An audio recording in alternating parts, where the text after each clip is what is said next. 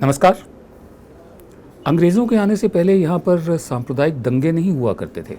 छोटे बड़े राजे रजवाड़े, रियासतों के नवाब, कोई बादशाह भी आपस में लड़ते मरते रहते थे, एक दूसरे की ज़मीन के लिए, एक दूसरे की दौलत के लिए और औरतों के लिए भी।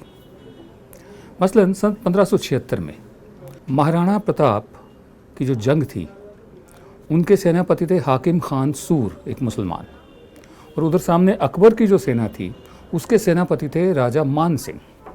तो ये नहीं कहा जा सकता कि हिंदू मुसलमान की लड़ाई थी। आपस में रियासतें, राजे रजवाड़े लड़ते मरते रहते थे। अंग्रेज़ों के आने के बाद यहाँ पर दंगे शुरू हुए, दंगों का इतिहास शुरू हुआ।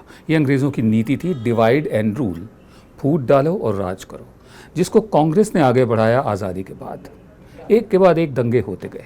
सन 1962 में दंगे हुए मेरठ में, सन 1982 में फिर दंगे हुए मेरठ में। उसके अलावा अगर मैं आपको बताऊं, बनारस में सन 77 में, अलीगढ़ में सन 78 में, मुरादाबाद में सन 80 में, और दिल्ली में जो कत्लेआम हुआ जिसको दंगे कहा जाता है सिखों का, सन 84 में। 22 मई सन 1987 को मेरठ के हाशिमपुरा मोहल्ले में PAC, प्रोविंशियल आर्म्ड कॉन्स्टेबलरी ने तलाशी अभियान शुरू किया। कुछ लोगों का कहना है कि उसमें फ़ौज के लोग भी शामिल थे। PAC से लोगों ने, कुछ वहाँ के लोगों ने राइफलें छीन ली थी तो उनको रिकवर करने गए थे, ये भी एक आरोप है। बहरहाल सैकड़ों मुसलमानों को गिरफ्तार किया गया और उनमें से 50 मुस्लिम नौजवानों को ट्रक में बिठाकर, ट्रक में डालकर मुरादाबाद के नज़दीक एक नहर के किनारे ले जाया गया। वहाँ कुछ को गोली मारकर उस नहर में फेंक दिया गया, बाकी को गोली मारकर हिंडन नदी में फेंक दिया गया। 6 लोग बच गए, ऐसा प्रिटेंड करके, ऐसा अभिनय करके कि वो मर चुके हैं, फिर वो तैर कर पार गए। सरकारी तौर पर 42 लोगों की मौत की पुष्टि की गई कि 42 लोग मारे गए हैं। उसके बाद, ये बात थी सन 87 की, मैं आपको उसके बाद बताता हूँ। उस वक्त उत्तर प्रदेश में भी कांग्रेस की सरकार थी, वीर बहादुर सिंह मुख्यमंत्री थे। दिल्ली में कांग्रेस की सरकार थी, राजीव गांधी प्रधानमंत्री थे। सन 88 में उत्तर प्रदेश की सरकार ने एक साल बाद एक CBCID की इंक्वायरी ऑर्डर करी। उसकी रिपोर्ट सन 1994 में पूरी हुई, 6 साल बाद, और सन 95 में उसे जाहिर किया गया, लोगों के सामने पेश किया गया। इसके मुताबिक PAC के 37 जवानों को उस कत्लेआम के लिए दोषी पाया गया, 37 जवानों को। लेकिन तब तक सरकारें बदल चुकी थी, मुलायम सिंह मुख्यमंत्री थे। उन्होंने 37 में से 19 के खिलाफ केस चलाने की इजाज़त दी। ये बात अब यहाँ आ चुकी है सन 95 तक, ठीक है जी। उसके बाद सन 98, 3 साल और बीत गए। सन 98 में बाकी लोगों को भी प्रोसिक्यूट करने की इजाज़त दे दी गई। सन 98 में, सन 95 से लेकर सन 2000 तक जितने भी लोग थे, जितने भी आरोपी थे, उनको कई दफ़े मल्टीपल बेल वाले वारंट भी इशू किए गए और वैसे भी बुलाया गया, लेकिन उन्होंने सरेंडर नहीं किया और शायद सरकारें भी इतनी उत्साहित नहीं थी उनको कुछ करने के लिए। उसके बाद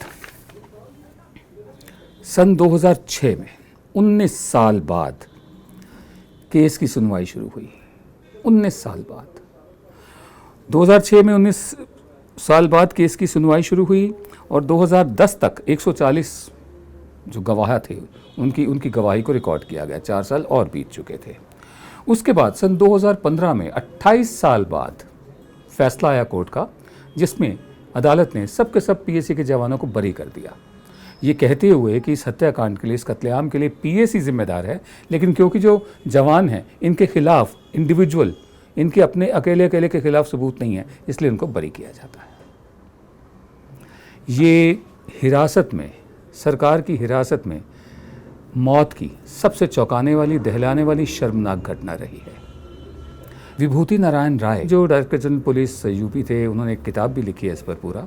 उन्होंने कहा है कि एक मेजर पठानिया थे जो लाउड स्पीकर पर सबको कह रहे थे, हाशिमपुरा मोहल्ले में मुसलमानों को बाहर आने के लिए कह रहे थे। मेजर पठानिया ने इस बात से इनकार किया है। मेजर पठानिया को जितनी दफ़े बुलाया गया अदालत में, उन्होंने वहाँ जाने से इनकार कर दिया। ये अदालत की मजबूरी, लाचारी जाहिर करता है।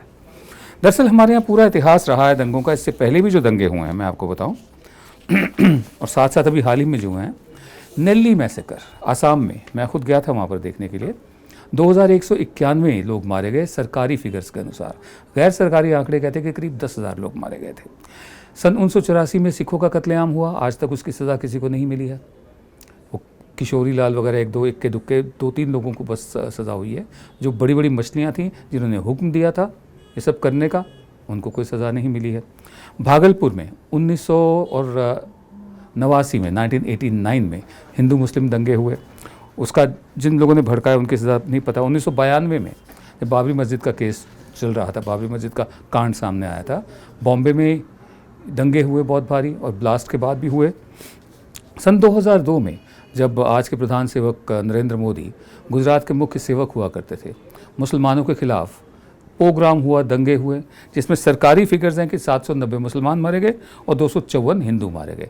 गैर सरकारी फिगर्स कुछ और कहती हैं। बहरहाल ये हमारे यहाँ की हिस्ट्री है। 2013 में मुजफ्फरनगर में भी दंगे हुए, 2013 में।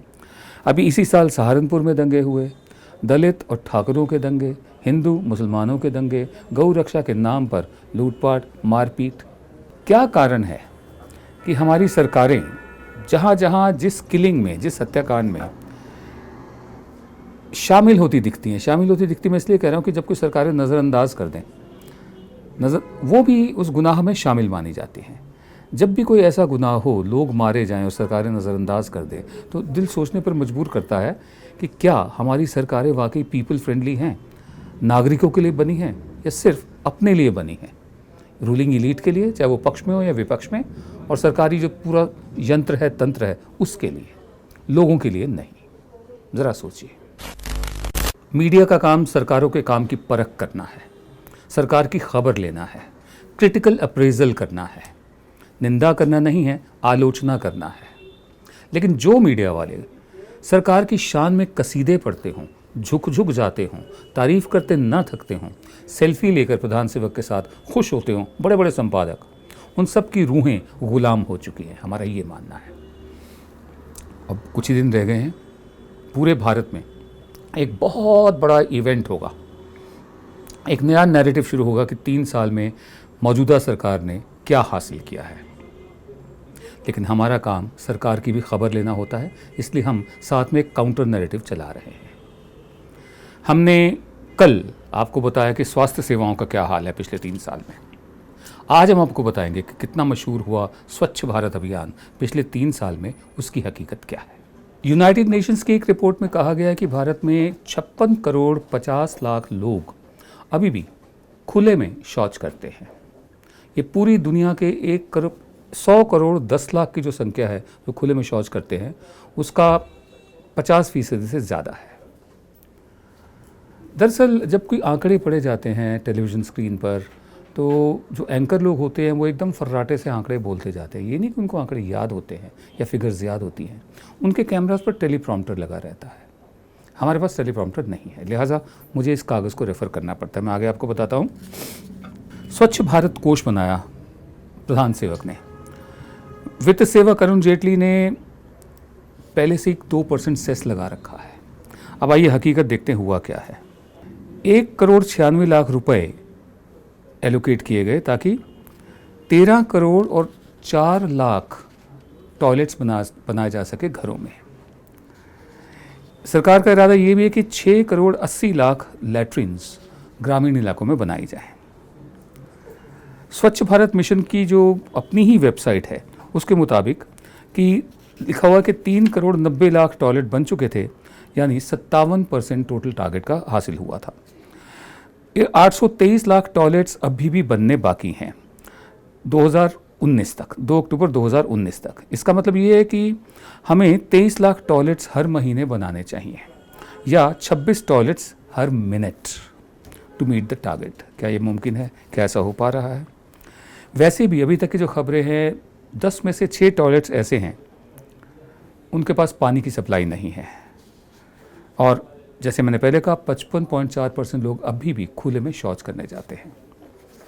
उसके अलावा कुछ और भी इश्यूज़ हैं जो साथ में जुड़े हुए हैं। एक हाइजीन का, साफ़ सफाई का इशू है। ये सारे टॉयलेट सोक पिट्स पर बने हुए हैं, इनके नीचे पाइप नहीं है या सीवेज पाइप्स नहीं है कि कहीं और जाके सब कुछ निकलता हो जैसे शहरों में होता है। ये गड्ढा खोद के सोक पिट बना के उसके ऊपर टॉयलेट बना दिया। सवाल एक ये भी खड़ा हो रहा है कि जब ये सोक पिट सारे भर जाएंगे, इनकी सफाई कैसे होगी? उसके लिए फिर मैनुअल स्कैवेंजिंग, जो हाथ से उठाते आए लोगों का सदियों से शौच का जो भी है, फिर उसकी ज़रूरत पड़ेगी या मशीनों की ज़रूरत पड़ेगी उसकी सफाई करने के लिए, और इतनी बड़ी तादाद में। पहली बात। दूसरी बात, 63% ऐसे टॉयलेट जहाँ के लोग पहले बाहर खुले में शौच करते थे, उनकी शिकायत ये है कि उन्हें पानी मुहैया नहीं है, पानी नहीं मिलता वहाँ पर। सरकार ने 2016-2017 के बजट में 9,000 करोड़ रुपया टॉयलेट्स के लिए तो कर दिया, प्रावधान कर दिया उसका, लेकिन जो उसके साथ साथ national rural drinking water programme है उसके फंड्स कम कर दिए हैं। अब ये अपने आप में एक विरोधाभास है। शहरों में हम जब एक दफ़े टॉयलेट इस्तेमाल करते हैं तो 7 लीटर पानी जाता है। इस हिसाब से प्रति व्यक्ति दिन में 20 या 30 लीटर पानी चाहिए होता है। गांव के इलाकों में इतना पानी मुहैया नहीं है, हम सब जानते हैं।